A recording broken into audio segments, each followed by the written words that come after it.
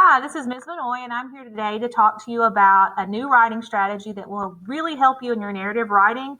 But it is a narrative writing strategy that could also help you with argumentative pieces, like when you have an anecdote as an intro, or you want to have an imagine this as an intro. So I'm going to, but it really helps with your narrative writing. And I like to think of it as kind of a shorthand between me, the teacher, or whoever your teacher is, and you, so that you understand in a quick way what I need you to do as a writer. Like if I was going to give you some editing or revising advice, I can say very quickly, you need this so that you know exactly how to make your writing better. Too often, what happens is teachers just say to you, and I know, and I used to be guilty of it too, where you just say, "Oh, I need more details," or "You didn't write enough," or you didn't explain something enough. And if we knew, and I'm a firm believer that if kids knew how to do it the exact right way, they would do it the exact right way. And too often our feedback is not specific enough to give you tools to be able to make your writing better. So I want you to think of this as something that's very accessible and that you can use. Again, it's like tools in your toolbox. It's a language that you're kind of learning between teacher and students so that we can understand each other quicker and better and all that good stuff. But I want you to realize that everybody can do this. Even if you have always felt like you were really bad at writing, these are just tried and true strategies that you can fall back on that really do help. This goes along with Module 1, Lesson 11, Impact of Details for 7th grade, but it can be used with any of the classes.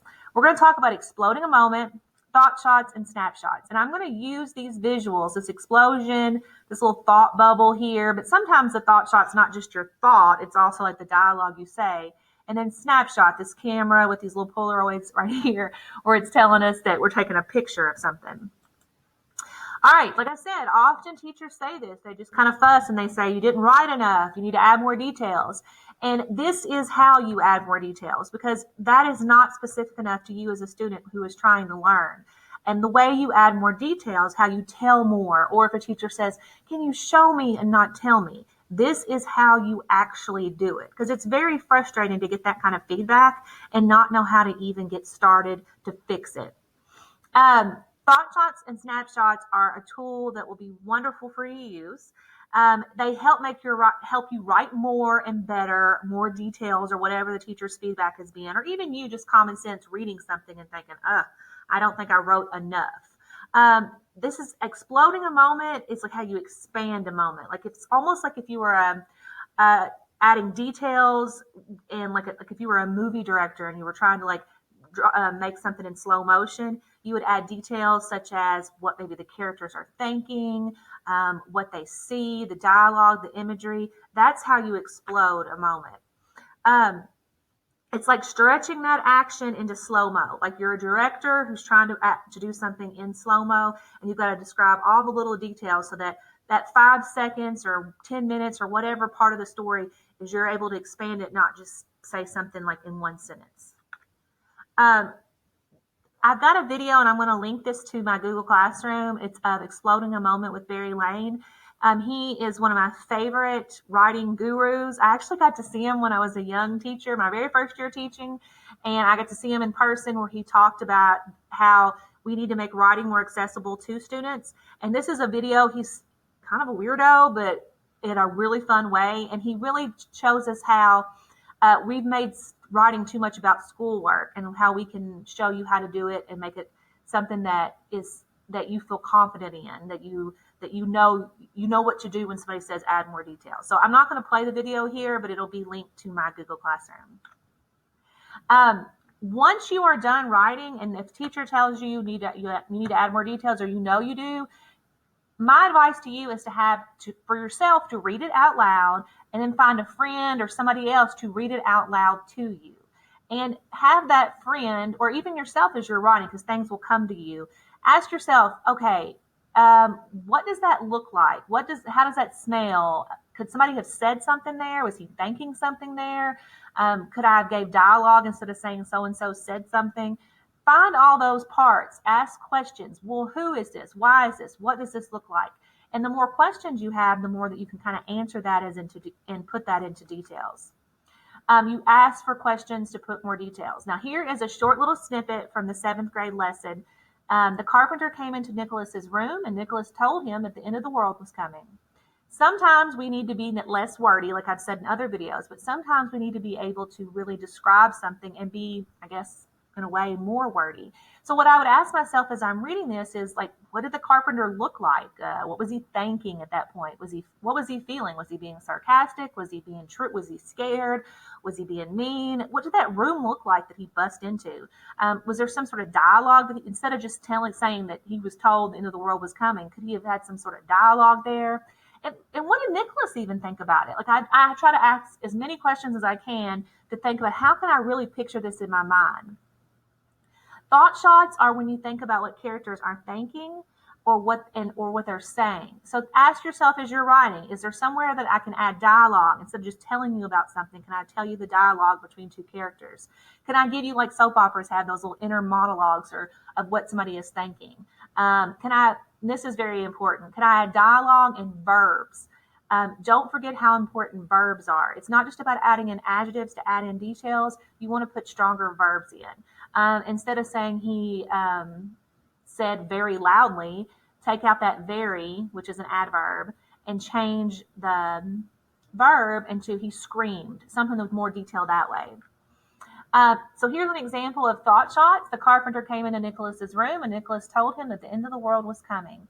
It's the exact same example I gave before. And instead of Nicholas telling him, I realized, well, we could put that in there as dialogue. The carpenter came into Nicholas's room. He screeched, the end of the world is coming. So notice how I changed some punctuation. I put those quotation marks in. I put exclamation point. And instead of just saying he told, I put he screeched. I gave a more descriptive verb. Snapshots are like taking pictures. So it's almost like you've jumped into the story and you took a picture with your camera and you're telling me exactly what you see, but not just what you see with the picture, but also what you smell, hear, touch, taste, those 5 senses.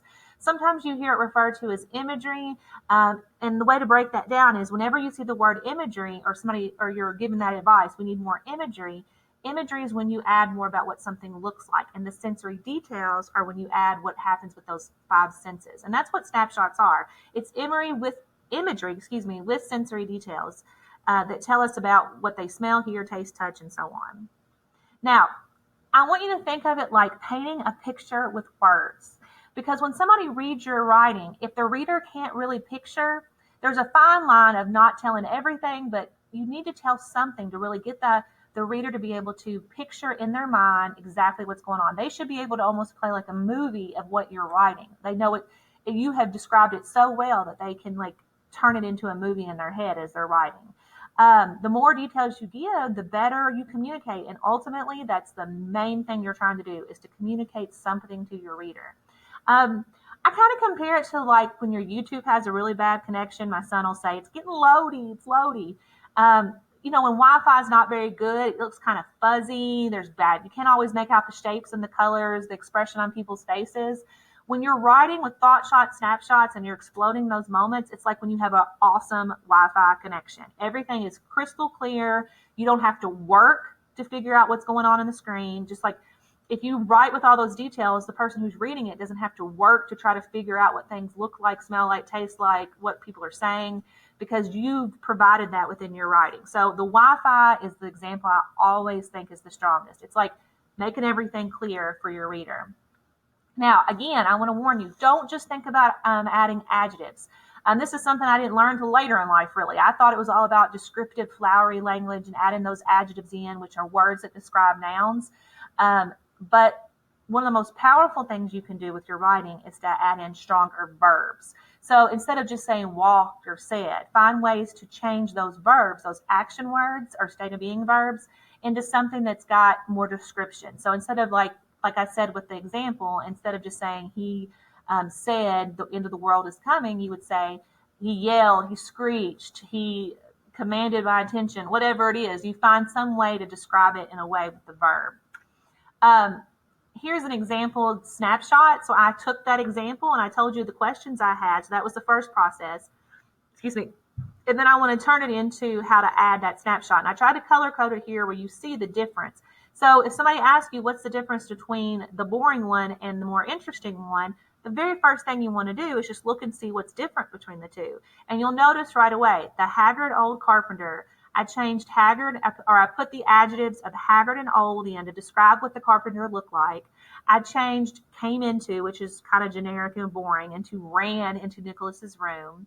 I added in, he backed him up against the creaky, flung open door. So I wanted to paint this picture of urgency and how it was like an older home and he was like in total panic. He flung open a door.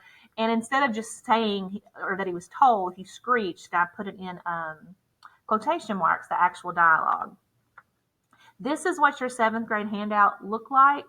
And notice how on the left-hand side, how short that was. And these are all examples that you can do to explode that one small moment of the carpenter coming in and telling Nicholas something and making it into something big and large.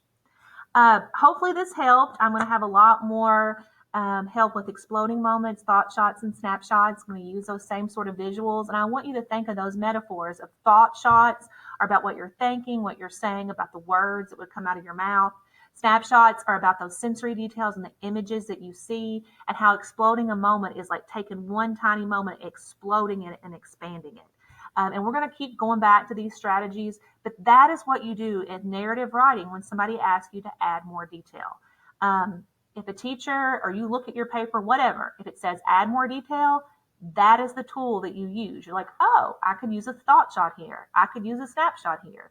I need to explode a moment here. Instead of just writing one sentence, I need to add thought shots and snapshots in and maybe make a whole page worth of details. That's what I'm trying to give you, is these tools to help you become a better writer without having to get into some complicated way to explain it. That's what you need to do. Add more details. Think of it as thought shots, snapshots, and exploding moments. All right, I hope you have a good day. And if you need any help, don't hesitate to contact me, hillary.vanoy@garrett.kyschools.us. Thank you. Bye.